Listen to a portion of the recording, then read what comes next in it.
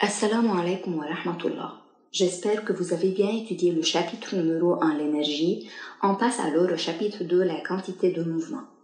À la fin de ce chapitre, vous serez capable de définir la quantité de mouvement d'une particule, d'un système des particules et du centre de masse d'un système des particules. Appliquer la forme générale de la deuxième loi de Newton, vérifier la loi de conservation de la quantité de mouvement et finalement appliquer la loi de conservation de la quantité de mouvement dans les explosions, collisions, etc. Dans cette vidéo, on commence par la partie 1 concernant l'objectif numéro 1. Rappelons tout d'abord le centre de masse d'un système des particules.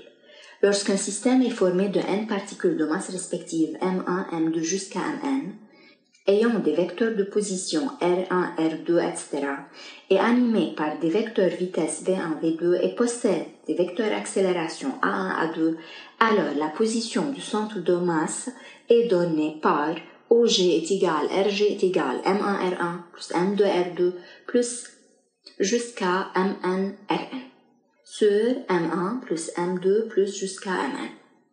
La vitesse du centre de masse est donnée par vecteur Vg est égal dérivée du vecteur position de G par rapport au temps est égal R' de G, ça fait M1V1 plus M2V2 plus etc. sur M1 plus M2 plus jusqu'à Mn. L'accélération du centre de masse A de G est égale dérivée du vecteur vitesse de G par rapport au temps est égal à R seconde de G est égal M1A1 plus M2A2 plus jusqu'à MNAN sur M1 plus M2 plus jusqu'à Mn. M1 plus M2 plus jusqu'à Mn représente la masse totale du système notée M majuscule. M1A1 est égal à F1, M2A2 est égal à F2, bien sûr d'après la deuxième loi de Newton, alors MAG est égal à la somme des forces extérieures plus la somme des forces intérieures. Notons que la somme des forces intérieures est nulle, alors la deuxième loi de Newton d'un système des particules est donnée par somme des forces extérieures est égale M fois AG, appelé le théorème du centre de masse. C'est quoi la quantité de mouvement? Selon votre avis, lequel est le plus facile à être arrêté? Une balle avec une grande vitesse ou un éléphant à une petite vitesse? En effet, il est très difficile d'arrêter l'éléphant et la balle, mais pour des raisons différentes. La balle est légère, mais elle a une vitesse élevée, tandis que l'éléphant est relativement lent, mais il a une grande masse. On conclut que la masse et la vitesse jouent un rôle majeur dans l'étude du mouvement. D'où on peut dire que la quantité de mouvement est une grandeur physique qui nous informe sur la difficulté d'arrêter ou de changer la direction d'un objet en mouvement. La quantité de mouvement d'une particule de masse m animée de la vitesse v dans un référentiel donné est donnée par p vecteur est égal m fois v vecteur.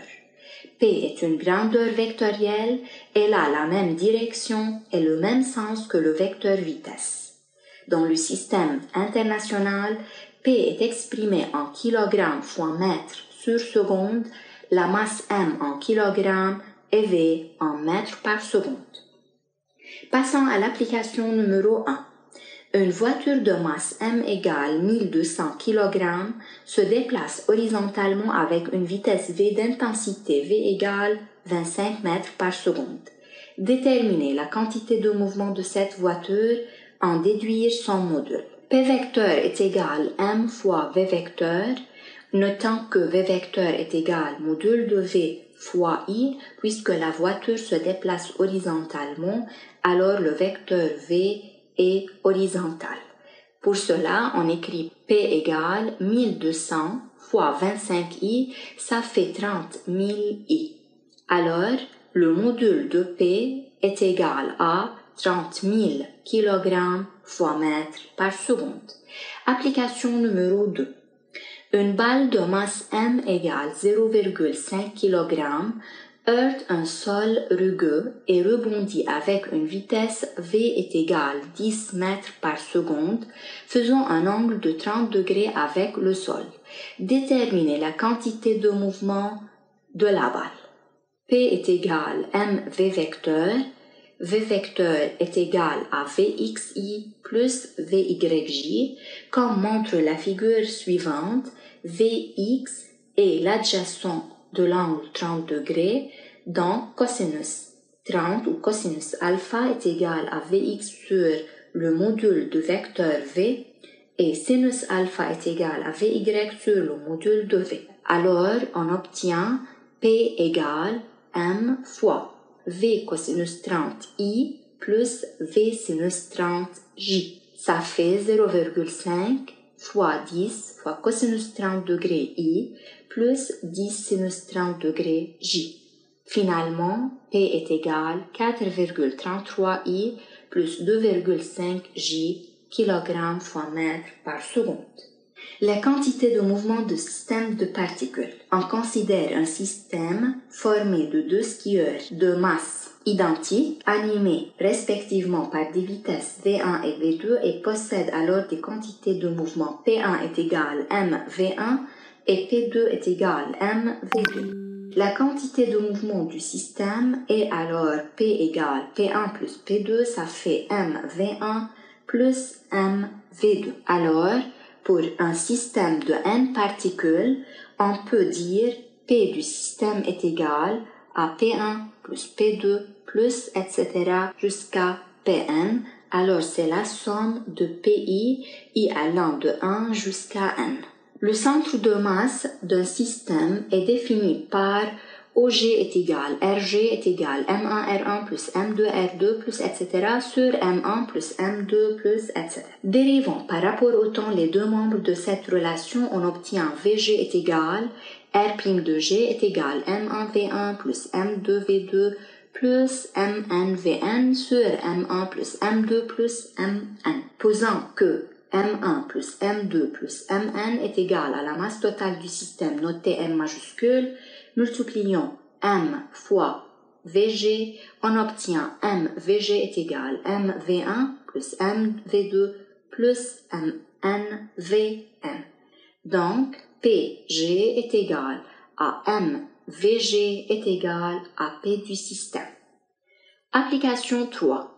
Deux particules A et B de masse respective M1 égale 50 g et M2 égale 75 g se déplacent horizontalement en sens opposé.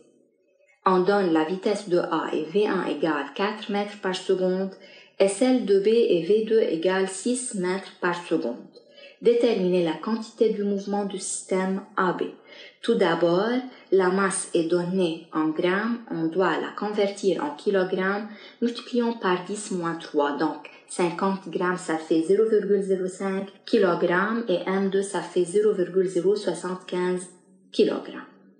On suppose que la particule A se déplace dans le sens positif sur l'axe des X, alors V vecteur 1 est égal à 4i et V2 comme vecteur est égal à moins 6i. D'où P du système est égal à P1 plus P2 est égal à M1V1 plus M2V2. Ça fait 0,05 multiplié par 4i plus 0,075 multiplié par moins 6i est égal finalement à moins 0,25i. Partie 2, on déduit la vitesse du centre de masse de ce système. Comme on a déjà dit, P du centre de masse G est égal à P du système, alors MVG est égal P1 plus P2 est égal moins 0,25i, VG est égal moins 0,25i sur M total qui est 0,05 plus 0,075, donc finalement VG est égal moins 2i. Comme résumé de tout ce qu'on a parlé, la quantité de mouvement d'une particule P vecteur est égale à mv vecteur, la quantité de mouvement d'un système des particules Pg est égale à mvg est égal à P du système. C'est la fin de la partie 1. Merci pour votre attention.